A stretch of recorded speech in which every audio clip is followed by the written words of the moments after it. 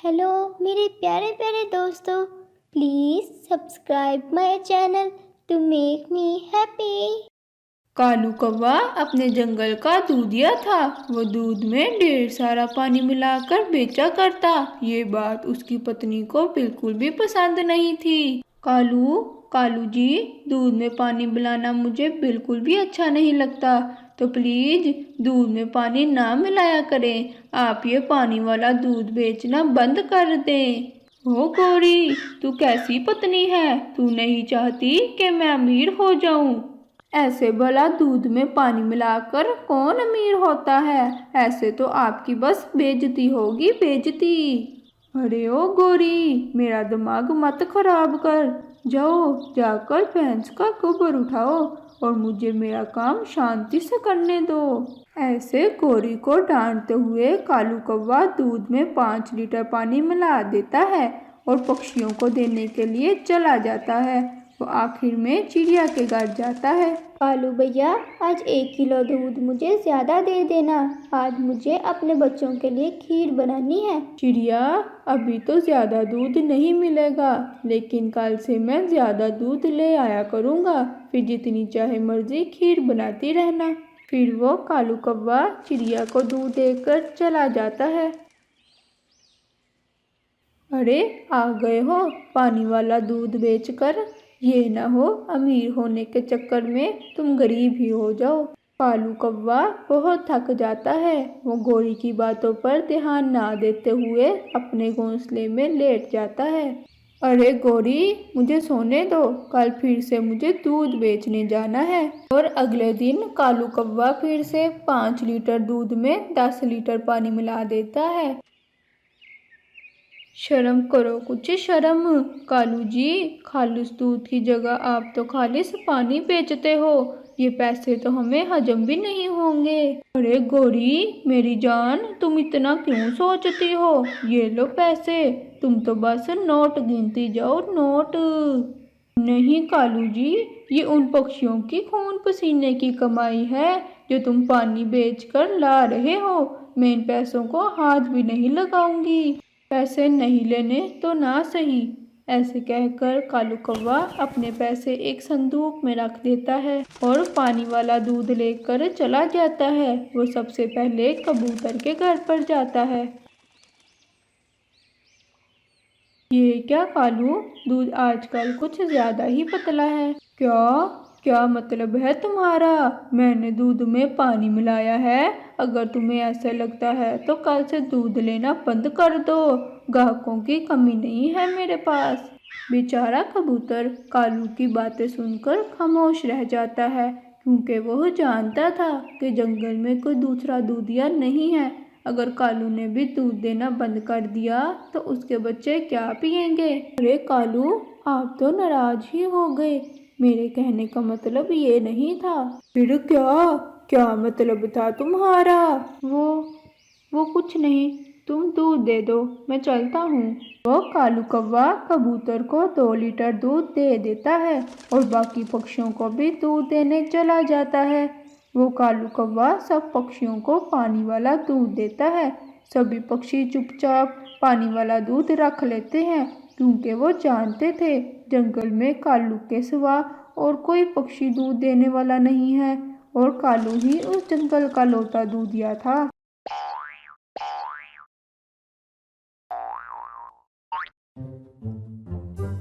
Hello मेरे प्यारे प्यारे दोस्तों, please subscribe my channel to make me happy.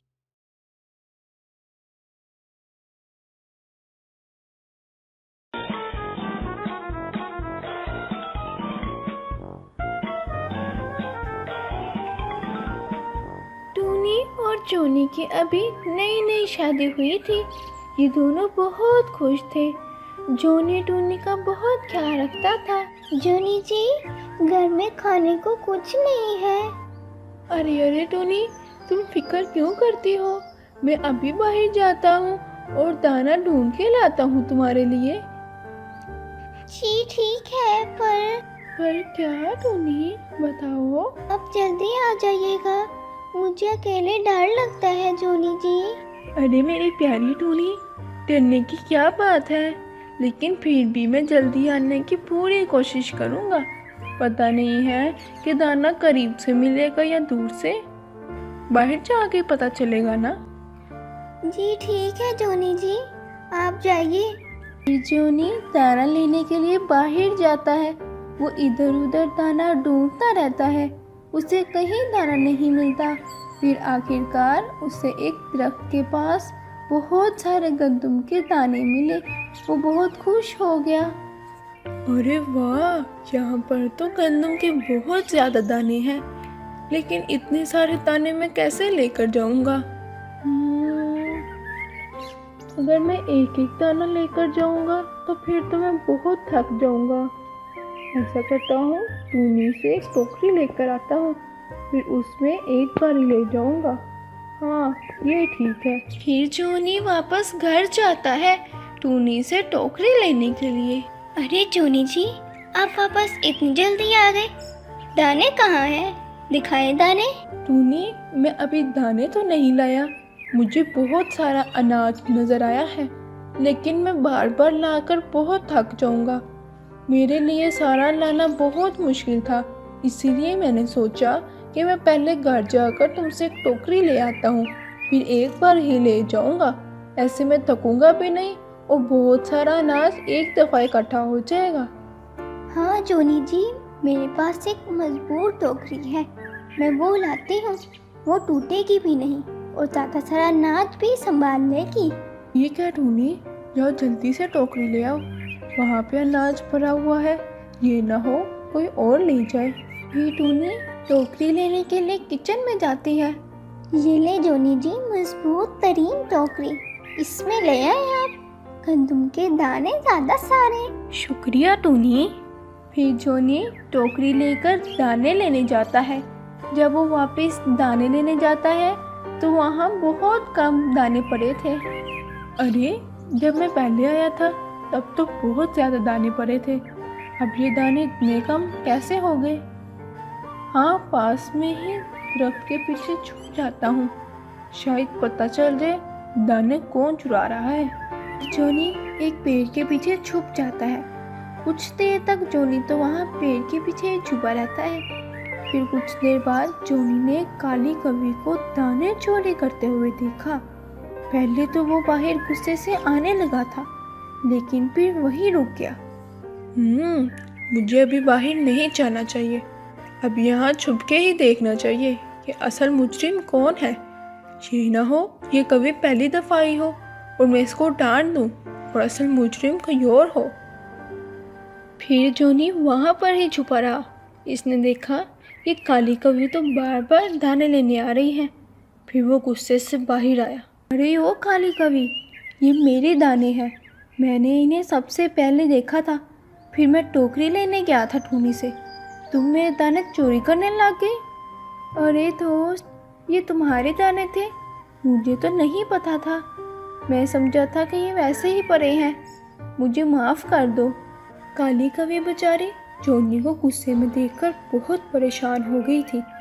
पहले तो जोनी बहुत गुस्सा करने वाला था, फिर उसे याद आया मेरी माँ ने मुझे बचपन में समझाया था कि अगर जोनी बेटा कोई जानबूझकर गलती ना करे तो उस पर गुस्सा ना करना। फिर जोनी ने काली कौवी को कुछ नहीं कहा।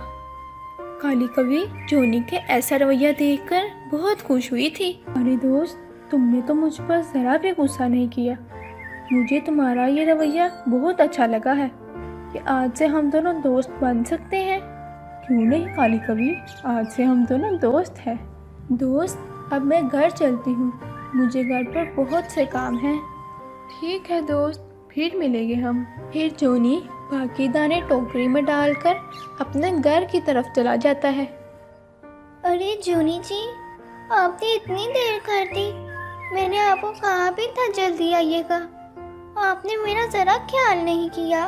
अरे टूनी, रास्ते में एक वाकया हो गया था, बस इसीलिए लेट हो गया। क्या आप ठीक तो है ना जोनी जी? हाँ टुनटुनी, तुम परेशान क्यों हो रही हो? ये देखो मैं बिल्कुल ठीक हूँ। तुम ये दाने तो अंदर रख कर आओ। अच्छा जोनी जी, मैं किचन में रख कर आती हूँ, लेकिन आप मुझे पहले ये बताएं कि आप लेट क्यों हुए? ऐसा क्या रास्ते में हुआ था कि आप लेट हो गए? अरे मेरी प्यारी टुनटुनी, पहले इस टोकरी वाले दाने अंदर रख कर आओ किचन में, फिर मैं तुम्हें पूरी बात बताता हूँ। फिर टूनी जल्दी से सारे दाने किचन में रख कर आती है और फिर जोनी के पास आकर बैठ जाती है। जोनी टूनी को सारी बात बताता है और साथ ही काली कवि से अपनी नई दोस्ती के बारे में भी बताता है। जोनी जी, फिर तो आपको अपनी नई दोस्त को दावत पर बुलाना चाहिए। अरे वाह टूनी, ये तो बहुत अच्छा ख्याल है, मैं कल ही उसे पैगाम देकर आऊँगा। फिर अगले ही दिन जोनी काली कवि के पास दावत खाने के लिए जाता है। अरे दोस्त, क्या हाल है? टूनी ने तुम्हें दावत पर बुलाया है और तुम्हें ज़रूर आना होगा। ना नहीं सुननी मैंने। हाँ दोस्त, मैं ज़रूर आऊँगी और टूनी ने पहली बार बुलाया है, फिर तो मुझे आना ही पड़ेगा। कौन कौन है बाहिर? अरे मैं कवि हूँ, जोनी की नई दोस्त। आपने मुझे दावत पर बुलाया था ना? जी, मैं जोनी की नई दोस्त हूँ।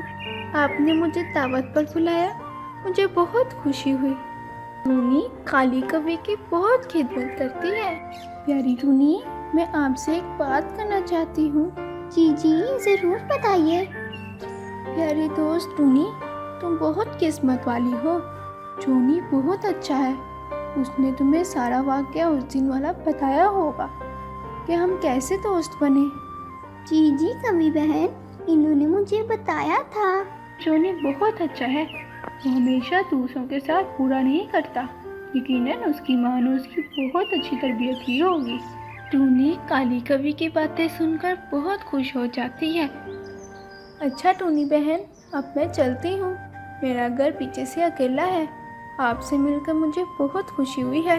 जी, मुझे भी आपसे मिलकर बहुत अच्छा लगा है। आप यहाँ आते जाइए रहिएगा, आपका ही घर है। जी जी ज़रूर। फिर काली कवि अपने घर की तरफ चली जाती है और टूनी जोनी को आवाज़ लगाती है। जोनी जी, जोनी जी, ज़रा बात सुनिएगा। हाँ हाँ टूनी, मैं आ रहा हूँ। अरे टूनी, क्या बात है?